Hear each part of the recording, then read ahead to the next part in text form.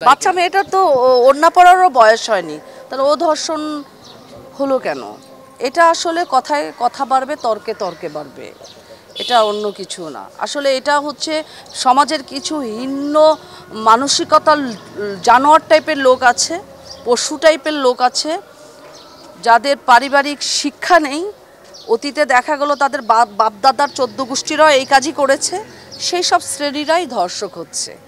So আমার মনে হয় যে ধর্ষকদের অতি বিলম্বে আসলে বিচার করা উচিত। বিচারটা আসলে এভাবে করা উচিত না।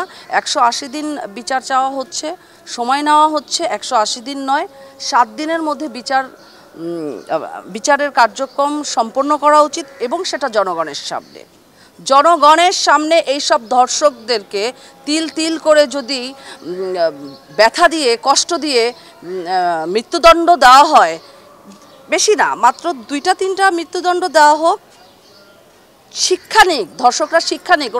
ওরা তো পার পেয়ে যাচ্ছে, কিন্তু এটার ভুক্তভোগী কিন্তু ওই পরিবারটা হচ্ছে। যার যায় তার জীবন যায়। যে মায়ের সন্তান আজকে এই অবস্থায়, সে মার বুকের ভিতর কেমন করছে, আমি একজন মা, আমি জানি, ব্যথা আমাদেরও হয়। চিত্রনায়িকা পলি কি কখনো হেনস্থার শিকার হয়েছিল কিনা?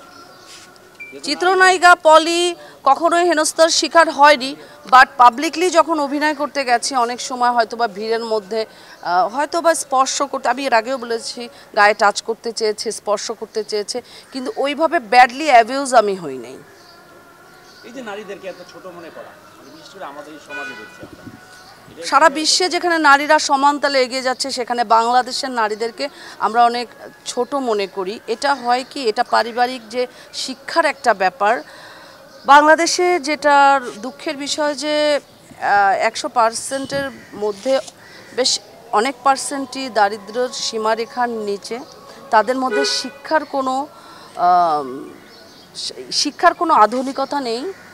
তারা মনে করে যে মেয়ে মানেই বিয়ে, মেয়ে মানেই বাল্যবিবাহ কমছে না আমাদের বাংলাদেশে।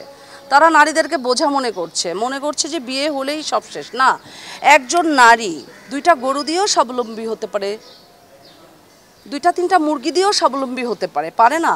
তো প্রত্যেকটা পরিবারকে এখনো সময় আছে, এরকম কিন্তু থামবে না। পরিবারের নারী শিশুরাও যে একজন কর্মজীবী মহিলা হতে পারে, এটা তো ওই যে পরিবারে জন্মগ্রহণ করবে তাদেরই চিন্তাধারার একটি অংশ হতে পারে। সেটা হচ্ছে এই যে আমাদের উপদেষ্টা মহোদয়রা যেটা বলেছে 180 দিনের বা 180 দিনের মধ্যে যে বিচার কার্যক্রম, তা আমরা যেখানে দেখছি যে আমাদের এই ধর্ষণের মানে যে করছে তাকে ধরা হচ্ছে, কিন্তু আমাদের বিচার কার্যক্রমটা কেন দেরি হচ্ছে? আমরা জানি মেয়েটাকে 3 জন মিলে ধর্ষণ করেছে, এবং একজন শাশুড়ি, যে শাশুড়ি, তার সহযোগিতা ছিল।